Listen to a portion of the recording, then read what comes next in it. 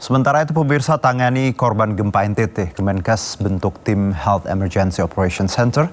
Selain pendataan korban dan infrastruktur, tim tersebut bertugas memetakan serta menyiapkan kebutuhan tenaga kesehatan.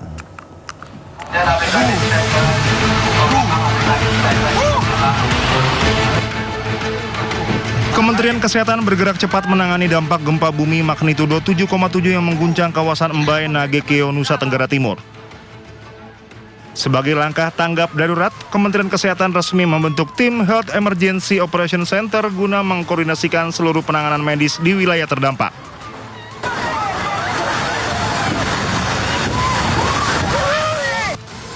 Menteri Kesehatan Budi Gunadisadikin mengungkapkan keputusan tersebut diambil usai dirinya memimpin rapat koordinasi secara virtual bersama pemangku kepentingan kesehatan setempat pada malam setelah bencana terjadi.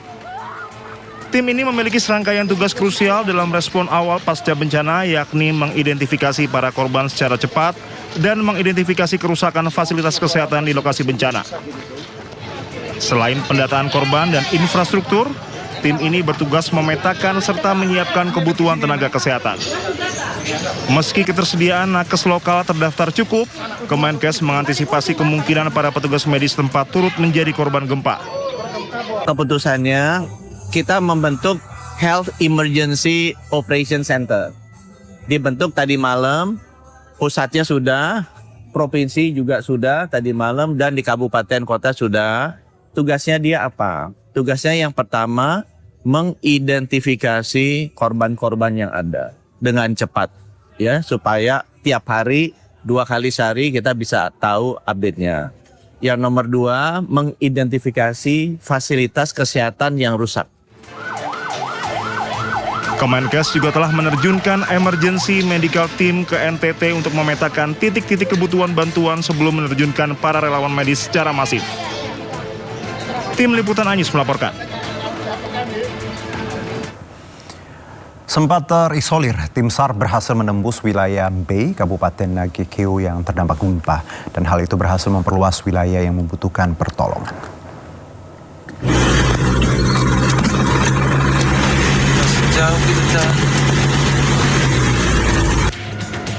Memasuki hari kedua pelaksanaan operasi pencarian dan pertolongan pasca gempa yang mengguncang kawasan timur laut Mbae, Nagekeo, Nusa Tenggara Timur, tim SAR gabungan memperluas pencarian dan pertolongan. Personel dengan alat utama SAR dikerahkan ke sejumlah titik yang menjadi prioritas operasi. Akses menuju sejumlah wilayah terdampak yang sebelumnya sempat terhambat akibat longsor mulai dapat dilalui petugas.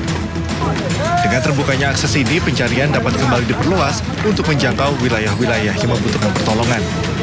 Tim SAR terus melakukan penyisiran dan pendataan di lapangan, sekaligus memperkuat koordinasi dengan unsur terkait untuk memastikan seluruh wilayah terdampak dapat terjangkau. Hingga kini tercatat 112 orang terdampak gempa, terdiri atas 48 orang meninggal dunia dan 64 orang menderita luka berat dan ringan. Kembali bersama kami, pemirsa, ibu muda dan bayinya korban gempa di NTT ditemukan meninggal dunia dalam keadaan berpelukan. Sambil menahan pilu, warga bahu-membahu mengevakuasi keduanya. Tuhan.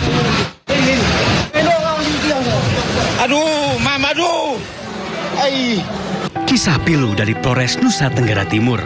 Sabtu pagi, gempa berkekuatan magnitudo 7,7 meluluh-lantakkan NTT dalam sekejap.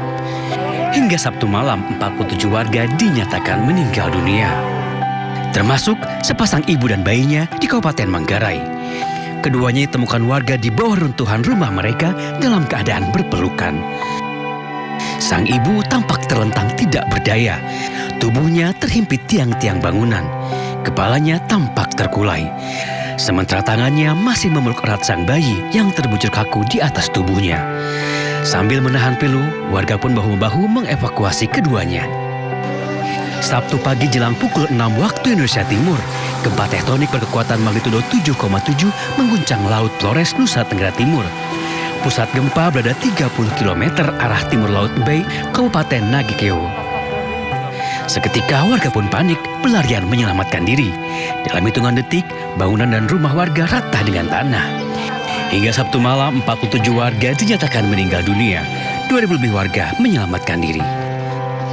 Tim Liputan iNews melaporkan. Ya, doa terbaik untuk semua warga di NTT termasuk korban tadi ya, ibu dan anak. Semoga diberikan tempat yang paling baik oleh Tuhan Yang Maha Esa. Dan pemirsa, ribuan warga mengungsi di Stadion Gelora Samador Maumere pasca gempa mengguncang Kabupaten Sika, Nusa Tenggara Timur. Pengungsi mengeluhkan kesulitan air bersih untuk kebutuhan sehari-hari. Ya, inilah gambaran dari 1.179 jiwa pemirsa dari 307 kakak mengungsi di Stadion Gelora Samador Maumere. Mereka memilih mengungsi lantaran takut akan gempa susulan. Dan mereka dikabarkan ini kesulitan pasokan air bersih untuk kebutuhan sehari-hari. Dan kondisi ini menyulitkan para pengungsi, terutama anak-anak dan lansia yang bergantung pada fasilitas umum di posko untuk kebutuhan sanitasi sehari-hari. Dan tak hanya itu pemirsa, warga juga mengaku belum mendapatkan bantuan makanan. Kekurangan air, Pak. Mama, mereka ke WC air ada atau tidak ada? Begini so habis. Air pagi ini tidak ada? Tidak.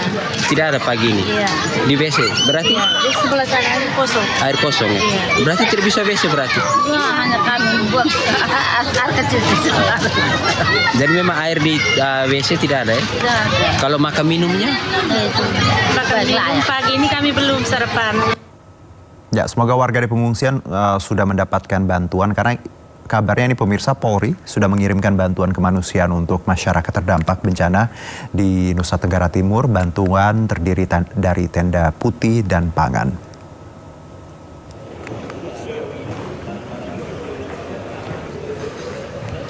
Ya, semoga ini segera sampai ya pemirsa ke warga, karena tadi beritanya di pengungsian mereka masih kesulitan, belum ada air bersih, pangan juga. Nah, kabarnya ini polisi mengirimkan bantuan melalui Mako Polisi Udara Pondok Cabe, Tangerang Selatan. Bantuan terdiri dari aneka jenis tenda dan 10 unit Wontek atau Wi-Fi. Polri juga mengirimkan 648 pack makanan cepat saji dengan total berat mencapai 259 kg. Bantuan disalurkan ke sejumlah lokasi terdampak, terutama di wilayah Sika, Manggarai, dan Manggarai Timur. Dan bantuan ini diharapkan dapat segera cepat ya. Sekali lagi cepat dimanfaatkan masyarakat yang terdampak, terutama untuk kebutuhan tempat berteduh dan makanan selama masa tanggap darurat. Yang pertama, penerbangan ini diberangkatkan dari Direktorat Polisi Udara, Kor Polairut, Pondok Cabe, ya pemberangkatannya. Nanti untuk titik bandara yang akan dituju itu di daerah Labuan Bajo, ya Labuan Bajo. Bapak Kapolda NTT sudah menunggu di sana dengan Forkopimda dan ada rapat juga di sana terkait mitigasi bencana. Perjalanan ditempuh kurang lebih 3 jam dengan perbedaan waktu 1 jam lebih awal di Wita. Kita di WIP, dan kemudian distribusinya nanti kita akan berikan ke beberapa daerah yang terdampak khususnya, namun yang beberapa laporan yang membutuhkan ada, selain semuanya sebenarnya yang terdampak membutuhkan ya, tetapi paling tidak yang ada korban itu daerah Sika, Manggarai, dan Manggarai Timur.